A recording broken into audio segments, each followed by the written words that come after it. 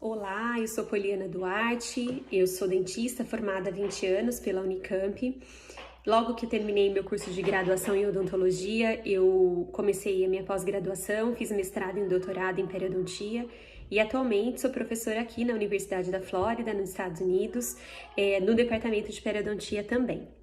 Eu tô aqui gravando esse vídeo, aproveitando essa época que as pessoas estão mais em casa, né, estão tendo mais tempo de se instruir, de assistir vídeos instrutivos, de cuidar mais da sua saúde, do seu bem-estar, né, fazendo exercícios físicos e outras atividades que podem colaborar com a sua saúde geral, e a saúde bucal, né, não poderia ficar de fora desse contexto.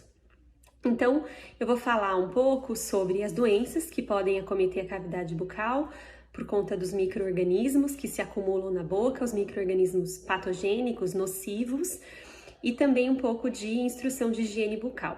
Então, basicamente, a cavidade bucal, ela é um órgão que faz parte do nosso corpo. Embora a odontologia e a medicina sejam duas especialidades separadas, eu acho que fica claro para todo mundo que a nossa boca faz parte do nosso corpo.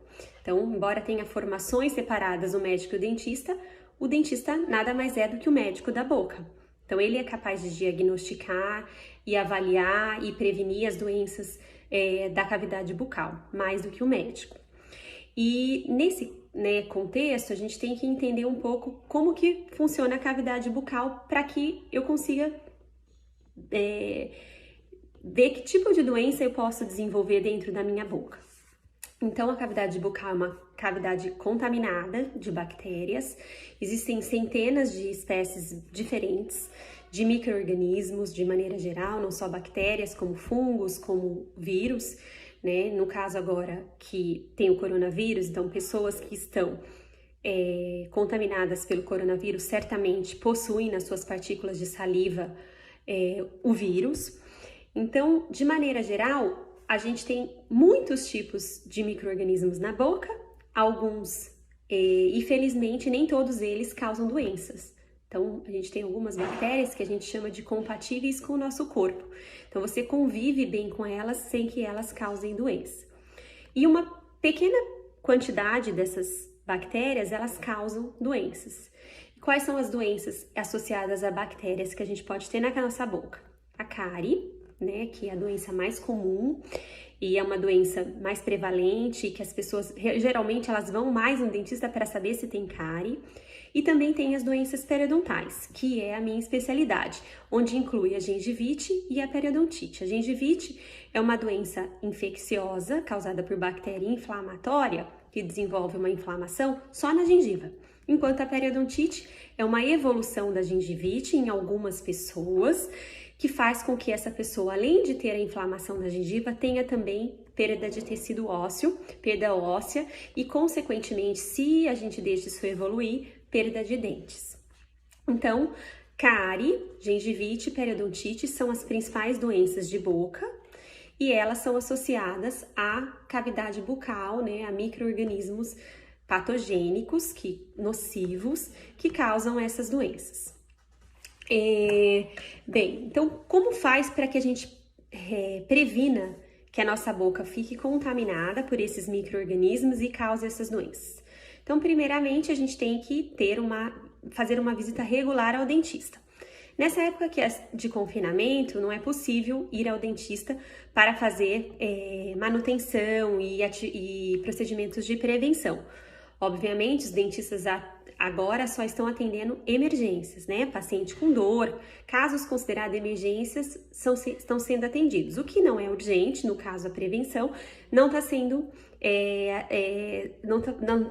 atendido. Então, o que nos resta, né? Nos resta aproveitar que estamos em casa com mais tempo e nos dedicar nós mesmos a outra parte da prevenção, que é feita pelo próprio paciente, gastando mais tempo, se dedicando mais, então, aos hábitos de higiene bucal. O que inclui, né, o hábito de higiene bucal? Então, como que isso deve ser feito? Isso deve ser feito logo após as refeições, de preferência, no mínimo 2 vezes ao dia, de manhã e à noite. E de maneira bem feita, lógico que se possível fazer 3 vezes ao dia, melhor, mas se não é possível 2 vezes ao dia, bem feito é suficiente. Isso deve incluir escovação de dente, pensando que deve ser escovado o dente e também a linha entre o dente e a gengiva, o dente para prevenir cárie e a linha entre o dente e a gengiva para prevenir as doenças periodontais, a gengivite e a periodontite. Em seguida, a escovação também deve ser feita na língua, né? Então, a escovação de língua ela é importante porque também os micro-organismos ficam na língua e aí você acaba de escovar o dente, não escova a língua, você pode ter uma contaminação, né, dessas bactérias da língua para o dente e também para evitar um dos grandes problemas que existe na cavidade bucal, que é a halitose. Depois a gente segue a higiene bucal passando o fio dental, usando o fio dental. Então, o fio dental deve ser passado em todas, né, entre todos os dentes, não só nos dentes da frente, em todos eles. Ele deve entrar, né, 3 milímetros para dentro da gengiva, para que você consiga limpar aquele sulco de maneira efetiva e evitar tanto cárie quanto gengivite e periodontite.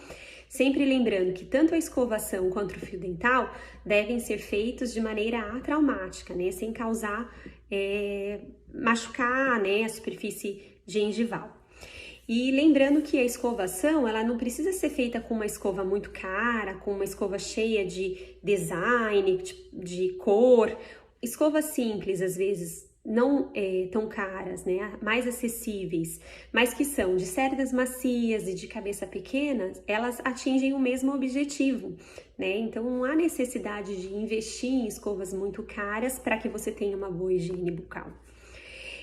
Depois disso, né, uma pergunta que as pessoas sempre falam é o uso de bochecho. Eu posso usar bochecho? Claro que você pode, se você gosta, principalmente os bochechos que não precisam de prescrição, são bochechos que estão no supermercado, que estão na farmácia, mas que você consegue pegar sem uma prescrição.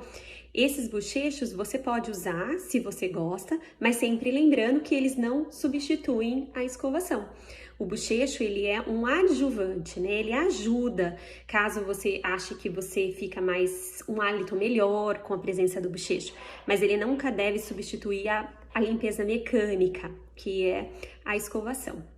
Agora, nessa época de coronavírus, algumas pessoas estão perguntando sobre o uso do peróxido de hidrogênio, que é um bochecho o peróxido de hidrogênio é um agente químico que foi demonstrado que parece, né, existem alguns indícios que ele é capaz de matar o coronavírus. E as pessoas estão perguntando se devem ou não bochechar o peróxido de hidrogênio. Então, a minha fala, né, a minha dica para vocês é que não sejam precipitados. Não podemos ser precipitados de sair bochechando peróxido de hidrogênio sem que antes seja estabelecido a dose ideal, qual é o momento, né, que isso deve ser usado, quantas vezes ao dia. Então, não é o momento de ser precipitado, de fazer automedicação, autoprescrição de nada, inclusive de bochechos. Então, vamos esperar para que saiam os estudos científicos mostrando a eficiência desse bochecho para a cavidade bucal realmente, qual é a concentração que ele deve ser, quantas vezes ao dia ele deve ser usado, para que a gente veja se realmente, né, tem ou não que ser utilizado esse peróxido de hidrogênio para reduzir essa carga de micro-organismo, inclusive o do coronavírus. Então, essa é a minha dica que fica para vocês sobre higiene bucal. A minha dica final é: aproveite esse tempo para para adquirir um hábito de higiene bucal bem detalhado, né, gastando tempo, envolvendo escova e fio dental, não só em você, como todos os membros da casa. E depois que isso tudo passar, procure seu dentista para fazer sua manutenção regular e também, né, leve esse hábito adquirido na quarentena para o resto da vida. Muito obrigada pela sua atenção.